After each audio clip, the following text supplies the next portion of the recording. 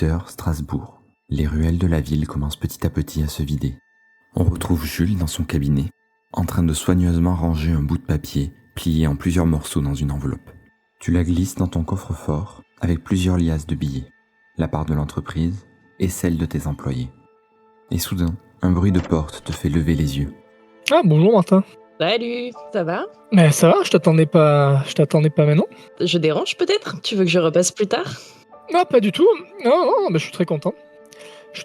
Mais justement, ce soir, on allait partir un petit peu en expédition, donc ça tombe bien. Expédition, dis-moi, ça m'intéresse. Tu sais, avec Elisabeth, on était allé voir, comme je t'ai écrit, Charles Bonjean qui avait une affaire à nous proposer. Donc il est architecte sur le projet de la Grande Percée, là, la rue du 22 novembre. Ouais. Bon, ils ont quelques soucis, beaucoup d'accidents, d'abandons, de gens qui disparaissent, des morts un petit peu bizarres. Et du coup, lui pense, probablement à juste titre, que c'est pas simplement des accidents et que il y a des gens qui sont derrière tout ça, qui cherchent à ralentir les travaux, voire à les annuler, etc. Mais ouais, et toi, qu'est-ce que t'en penses? Qu'est-ce que vous avez trouvé? Mais du coup, lui déjà nous a donné pas mal de documents avec tous les événements qui s'étaient passés, etc. Mais je te les montrerai là, ils sont dans le bureau. Et c'est vrai qu'il y a quand même plusieurs trucs qui sont un petit peu bizarres, un petit peu étranges. On a déjà commencé à enquêter. Puis Elisabeth a reçu aussi à son cabinet là, un des ouvriers qui a été blessé sur le chantier. Donc on avait aussi un petit peu exploré de ce côté-là. Mais là, du coup, bon, ça fait 15 jours qu'on est sur l'affaire, évidemment. Pour l'instant, notre meilleure piste, on est allé voir le gardien de nuit du chantier qui avait été porté malade, en fait. Déjà, on trouvait ça un petit peu bizarre qu'il y ait qu'un seul gardien pour toute une rue. Et en fait, c'était un type, un ivrogne qui avait été engagé. C'était un petit peu bizarre. On avait vu aussi plusieurs chefs de chantier. Et ce type-là, du coup, ce gardien a été empoisonné, a priori. Et chez lui, on a trouvé un papier un petit peu étrange. Il est mort? Non, pas du tout. Il est malade. Elisabeth s'est occupée, a priori, de le signaler pour que des gens viennent s'occuper de lui. Mais on a trouvé un papier un petit peu étrange à côté de lui avec un symbole. On sait pas, on pense qu'il est peut-être empoisonné aussi, puisque Elisabeth et moi, on s'est senti mal après être rentré en contact avec. Je l'ai mis dans le coffre avec les pièces à conviction du dossier. Mais voilà, et là, cette nuit, on pensait éventuellement aller faire un petit tour directement au chantier pour voir si on voit des gens qui traînent par là. Parce que notamment, il y a beaucoup d'outils qui ont été volés pendant les nuits à divers numéros de maison. Je pense que ça peut être lié et pas juste des gens qui volent pour de l'argent. On sait pas trop, c'est vrai que c'est un petit peu étrange, ça a été très fréquent. Il y a eu aussi beaucoup d'abandons d'ouvriers qui viennent pas travailler, d'architectes qui veulent pas travailler, de gens qui disparaissent carrément. Il y a eu un mort sur un endroit où a priori c'est à peu près impossible. Et il y a des choses comme ça qui s'effondrent sans raison apparente, alors que ça a été construit par des architectes qui ont des dossiers très sérieux a priori. Donc il y a des choses quand même un petit peu bizarres. Ouais, il y a de quoi creuser, quoi. Ouais, et à savoir qu'il y a eu une demande d'enquête par la police, notamment suite au décès d'un des ouvriers. Et la police a examiné très rapidement et a jugé qu'il y avait un non-lieu, qu'il n'y avait pas lieu de faire d'enquête. Ce qui est un petit peu étrange également, vu qu'il y a quand même eu un mort, des disparus, etc. Je devrais pas dire ça comme ça, mais c'est excitant. Ça me change des cours un peu ennuyants et du bar de mes parents. Bah écoute, tant mieux, hein, si t'es motivé. Là, on attend Reynald et puis après peut-être on essaiera d'aller voir du coup le long de la rue, peut-être rentrer dans une maison, je sais pas. On verra comment ça se passe. Au fait, d'ailleurs, on a eu un acompte, c'est assez bien payé. Je sais pas si tu veux taper tout de suite ou si tu veux retour de ce soir ou tout à la fin, comme tu veux. Non, ne t'inquiète pas, on réglera les histoires d'argent plus tard, y a pas de souci. Très bien. Ouais, enfin comme ça alors. Vous êtes tellement absorbé par votre conversation que lorsque la porte du cabinet s'ouvre, cela vous fait presque sursauter. Bonsoir mes chers collègues, comment allez-vous? Salut. Bonsoir. Ça va. Je sais pas, j'ai l'impression de vous déranger, il s'est passé quelque chose? Non. Non, du tout. J'expliquais un petit peu ce qu'on avait fait aujourd'hui à Martin. Je regarde ma montre. 20h15. Bon, ça devrait tomber d'ici peut-être 1 ou 2 heures. Je sais pas. On attend qu'il fasse un peu plus noir pour y aller, peut-être. Très bien. C'est toi le chef. Je propose tous les documents qui sont disposés sur le bureau. Je dis si vous voulez regarder un petit peu en attendant. Moi, je m'installe sur le bureau, je m'affale comme si c'était chez moi et je commence à regarder les documents. Martha, tu essaies d'analyser tous ces documents. Tu vois énormément d'informations sur des dégradations, vols et absence d'ouvriers. Assis devant toi, Reynald, il regarde les papiers que tu ne regardes plus et note sur un plan de la rue toutes les informations de chaque chantier avec un code couleur. Au bout d'1 heure, alors que la nuit vient de tomber, vous avez réussi à dresser une carte précise de l'allée du 22 novembre, répertoriant et classant tous les différents incidents. Pas trop, mais en fait, il y a des croix de couleur et chaque croix de couleur correspond à un incident en fait à chaque numéro. Et donc en bleu, c'est les incidents qui ont eu lieu concernant les vols d'outillage, par exemple. C'est bizarre, il n'y a pas l'air d'avoir un pattern à première vue. Non, on voit qu'il y a ceux qui sont en nombre impair de 12 à 22 sont épargnés. C'est vrai ça. Ouais, les endroits où ça se reproduit beaucoup, le 1, le 3 par exemple, le 27, il y a eu beaucoup de choses. Après, peut-être que, par exemple, ils ont plus tendance à ranger les outils à certains endroits, et que ça veut pas forcément dire quelque chose par rapport au... C'est vrai. On a des voleurs superstitieux. Et c'est vrai qu'il y a ce pâté de maison là qui est un petit peu épargné. Non, en tout cas, c'est intéressant cette carte. Mais là, du coup, pour confirmer, plus personne surveille le chantier. A priori, non, puisque le gardien est malade et a priori, personne n'a été choisi pour le remplacer.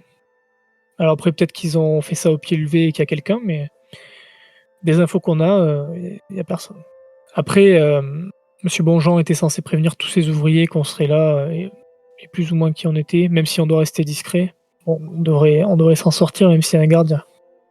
C'est peut-être pas mal d'arriver, oui, par le fossé des tanneurs, par le sud, peut-être, parce que comme ça, on arrive en face de là où il y a le plus de crimes, peut-être ce sera le mieux pour observer. On y va en flânant, juste comme des passants? Ou vous voulez prévoir quelque chose de plus spécial? Oui, je pense que c'est la bonne idée qu'on se fonde un peu dans la masse au cas où il y a du monde et on passe pas pour des suspects, quoi. Parfait. Je vérifie que j'ai bien mon arme dans mon holster et on est parti après. Lorsque vous sortez du cabinet, il fait maintenant nuit. Plus personne ne passe dans les rues proches de votre agence. Mais vous entendez au loin, sur la place Kébler, des légers bruits de début de soirée. Vous vous dirigez donc vers la rue du 22 novembre, en passant par la rue du Fossé des Tanneurs, afin d'arriver au carrefour de ces deux rues, l'endroit que vous avez repéré comme étant le plus attaqué du chantier. Avant d'arriver, la seule mesure de sécurité que vous avez repérée, ce sont des panneaux indiquant une interdiction d'accès au chantier. Je propose qu'on passe les barrières et qu'on avance discrètement. Paiement de suite. Allons-y. Il règne un calme plat, et seule la lumière de la lune éclaire les bâtiments devant vous. Sans doute, le courant a été coupé à cause des travaux. Qu'on patiente dehors ou On essaie de rentrer dans une des maisons? Plutôt, non? Si des gens arrivent, ça ferait peut-être moins suspect. Ouais, mais là, si on est à la 1 ou de la 24, Ouais, peut-être on c'est essaie ça. de rentrer dans la 24. Allons-y par la 24. On reste ensemble, mais Ouais, Oh oui, pour bien l'instant, sûr, hein. pour l'instant, je pense que c'est le mieux. On sait pas ce qu'il peut y avoir. En plus, vu le volume d'outils qui ont été volés, a priori, s'ils ont bien été volés, ça pourrait être un gang ou quelque chose comme ça. Donc, je pense qu'il vaut mieux pas trop se séparer. Vous entrez doucement dans le chantier. La première base du bâtiment est presque terminée. Des murs en pierre pour un espace de vie de 30 mètres carrés et un sol en parquet est en train d'être installé. Un escalier se trouve au fond de la pièce et monte vers un deuxième étage bien moins avancé. Toutes les poutres ne sont pas encore mises et seulement la moitié des murs a fini d'être construit. Mais cela vous laisse une vue dégagée sur la rue du 22 novembre. Vous pouvez repérer facilement quelques outils au sol ainsi que des sacs de ciment entamés. En inspectant de plus près, vous ne repérez aucune trace de sabotage. Mais moi, je vous propose, sauf si vous avez une autre idée, qu'on se mette peut-être à l'étage et qu'on reste là un petit peu quelques heures, histoire d'avoir une vision sur la rue. Ouais, voir s'il y a du mouvement. Ouais.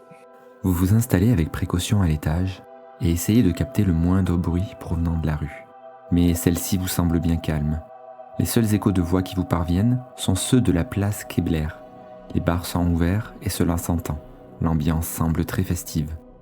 Vous venez déjà d'attendre un peu plus d'1 heure et demie dans le silence le plus total. Sauf s'il y a un bâtiment que vous voulez vérifier en particulier par rapport aux événements qui se sont passés. Je vois pas trop ce qu'on peut faire de plus que rester en planque. Après, vu qu'on est trois, on peut peut-être organiser qu'il y en ait un petit peu qui dorment, histoire de se reposer, de pouvoir continuer l'enquête demain. Mais moi, j'aurais bien remonté en fait la rue, mais du coup, si on va faire les maisons, passer devant les maisons, un peu comme fait le gardien, quoi, une ronde dans la rue, remonter du 1 au 43. Est-ce qu'il serait pas intéressant d'aller jeter un coup d'œil aux maisons 16, 18, 20 et 22, celles où il n'y a rien eu, pour voir quelle pourrait être la raison? Est-ce que c'est parce qu'elles sont pour le moment trop en reconstruction et que du coup il n'y a pas d'intérêt ou... C'est une bonne idée. Je pense qu'il faut essayer de rester très discret parce que ce qui serait dommage, c'est qu'il y ait quelqu'un qui soit dans une des maisons et qui nous voit et qui s'échappe du coup.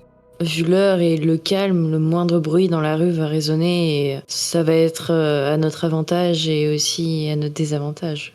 C'est sûr.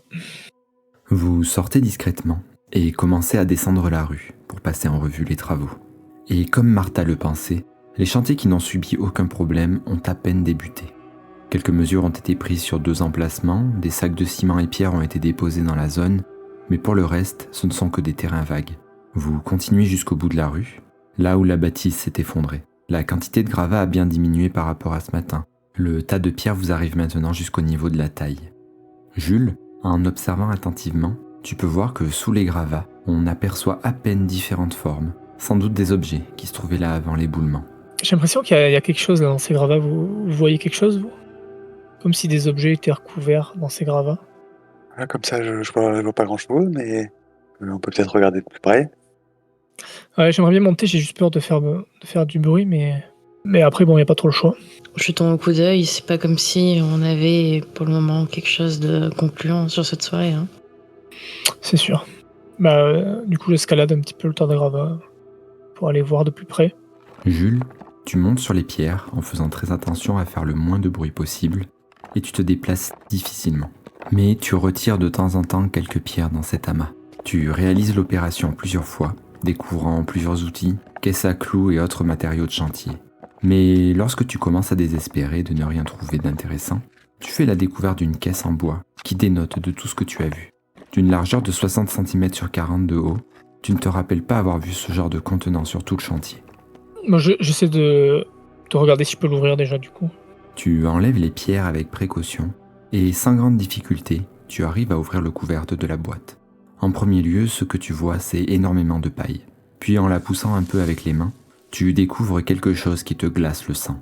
Cela te remémore des souvenirs que tu aurais préféré oublier. De la Westphalite. C'est une caisse remplie de bombes allemandes. Ok, il y a clairement une caisse d'explosifs. Je sais pas ce que ça peut faire ici. C'est pas utilisé pour démolir, par exemple, je sais pas. Jules, ça te paraissait là caché sous les gravats ou ça avait été vraiment enseveli? Je saurais pas bien dire, mais c'était quand même recouvert un petit peu, quoi. C'est très étrange, c'est clairement pas un truc qu'ils auraient utilisé pour détruire la maison, pour du chantier. D'un autre côté, ça me paraît très violent et voyant comme méthode par rapport aux autres trucs qu'ils ont fait depuis le début. Faudrait peut-être l'enlever quand même, dans tous les cas. J'essaie du coup de la dégager complètement et de revenir avec... Tu commences à retirer les pierres autour de la caisse. Les explosifs sont presque dégagés lorsque tu as une sensation bizarre. Une des pierres que tu as retirées te semblait extrêmement légère. En effet, lorsque tu la regardes d'un peu plus près, elle est brisée à cause de l'effondrement, mais tu peux voir aussi que l'intérieur est creux.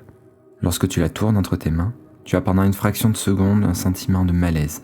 Taillé dans la pierre, tu remarques un demi-cercle coupé par la fissure de la roche, ainsi que 2 branches qui s'en échappent. Cela te rappelle facilement le signe inscrit sur le papier que vous avez récupéré. Ok, je prends la pierre, je la mets dans la caisse, je la rapporte avec. Je leur montre, je dis regardez, il y avait ce bout de pierre avec. J'ai l'impression que ça ressemble au symbole qu'on a trouvé près du gardien. C'est bizarre, ça. J'ai l'impression que ça a été gravé dans un mur dans une pierre du mur de la maison. Est-ce que ça aurait été un repère pour quelqu'un? Pour qu'il retrouve... Ouais, ça me paraît bizarre quand même. Après, peut-être que ce qui s'est passé dans l'éboulement, du moins, était un réel accident et pas quelque chose qui aurait pu être criminel. Parce que je ne vois pas de raison de laisser des explosifs là, quoi. Peut-être qu'il y avait quelque chose, je sais pas, caché dans les murs qui était marqué par ce symbole et des gens sont venus détruire pour récupérer ce qu'il y avait dedans ou quelque chose comme ça, je sais pas. Ou justement pour placer ces explosifs dedans. Attendez, regardez sur la caisse, il y a du sang.